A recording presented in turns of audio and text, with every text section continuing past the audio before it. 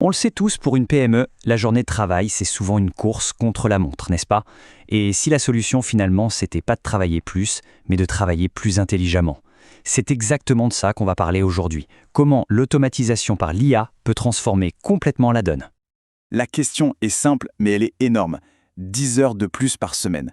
Imaginez un peu, c'est pas juste du temps pour souffler, non, c'est le temps de vraiment penser à la croissance, de peaufiner la relation client, ou enfin de lancer ce fameux projet qui prend la poussière depuis des mois. Eh bien, c'est précisément ça que l'automatisation peut nous offrir. Et le meilleur dans tout ça, c'est que ce n'est pas de la science-fiction, ni un projet qui va prendre des mois et des mois. Non, non, on parle ici de mettre en place des actions très concrètes qui peuvent donner des résultats en à peine quelques jours. Ok, mais alors la vraie question c'est par où on commence?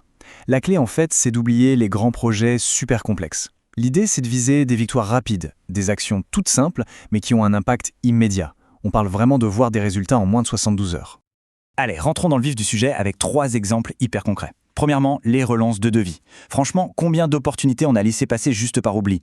Là, un système automatisé s'en charge pour nous. Deuxièmement, le support client. Un petit chatbot tout simple peut répondre aux questions de base 24 heures sur 24, 7 jours sur 7. Ça libère l'équipe pour qu'elle se concentre sur les vrais problèmes. Et enfin, les rappels de rendez-vous par SMS. C'est tout bête, mais ça peut diviser par 2 le nombre de rendez-vous manqués. C'est énorme. Et attention, ces idées, elles ne sortaient pas d'un chapeau. Prenez l'exemple de Tommy, de Protec Peinture. Son entreprise, elle a gagné 32% d'efficacité. On ne parle pas d'une start-up de la Silicon Valley, mais d'une PME dans le bâtiment. Ça prouve bien que ces outils ne sont pas réservés à une élite, ils sont faits pour le terrain, pour des entreprises bien réelles. Bon, ces gains rapides c'est génial.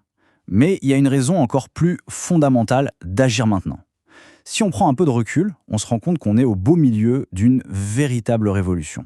Une opportunité absolument gigantesque est en train de se dessiner.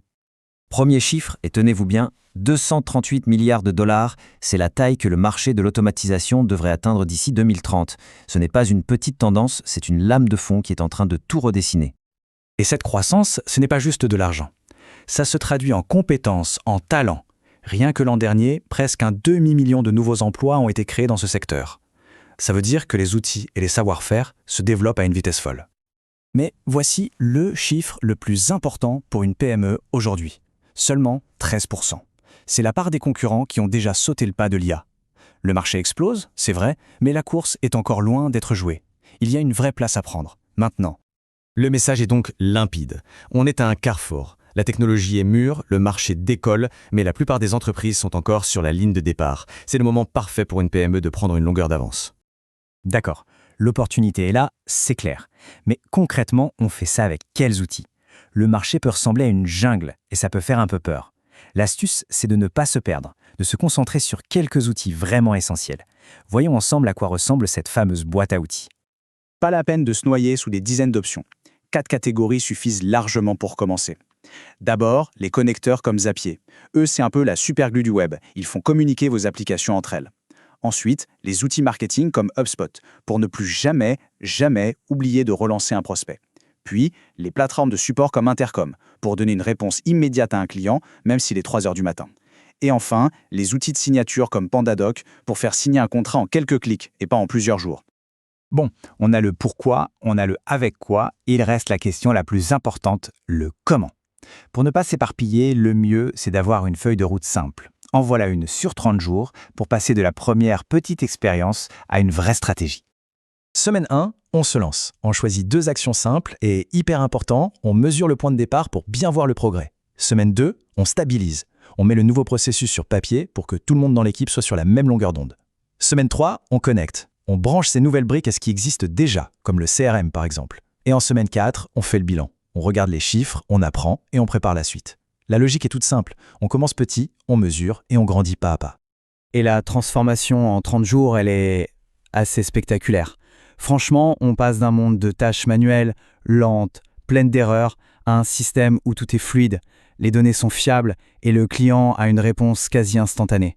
C'est un changement radical de culture en fait. Et ça, ce ne sont pas des promesses en l'air. En moyenne, après seulement 1 mois, les PME voient des gains très concrets. Jusqu'à 30% de temps gagné. C'est comme avoir une journée de travail en moins par semaine. Jusqu'à 12% de revenus en plus, juste parce qu'aucune relance n'est oubliée. Et une réactivité client jusqu'à 50% plus rapide. Les chiffres parlent d'eux-mêmes. L'enthousiasme, c'est super, mais il faut quand même qu'on parle d'un sujet important, la sécurité. L'idée de connecter plein d'outils et de données, ça peut faire un peu peur. Heureusement, pas besoin d'être un expert en cybersécurité. Quelques règles de bon sens suffisent pour avancer en toute sérénité. En fait, c'est juste 5 réflexes simples à adopter. 1. Connaître les règles du jeu, comme le RGPD. 2. S'assurer que seules les bonnes personnes ont accès aux bons outils. 3. Pour chaque automatisation, on nomme un responsable. La règle est simple, pas de processus orphelin. Le point le plus important, un humain doit toujours avoir le dernier mot pour les décisions critiques. Et enfin, on garde une petite trace de qui fait quoi, rien de bien sorcier, juste du bon sens pour avancer en toute confiance. S'il y avait une seule et unique chose à retenir de tout ça, ce serait celle-ci. L'automatisation, ce n'est pas une montagne qu'on doit gravir d'un seul coup. Non, c'est une série de marches qu'on monte une par une. Chaque marche est une petite victoire, et tout ensemble, elle nous emmène très vite au sommet. Du coup, la vraie question, ce n'est plus pourquoi le faire, mais plutôt par quoi on commence.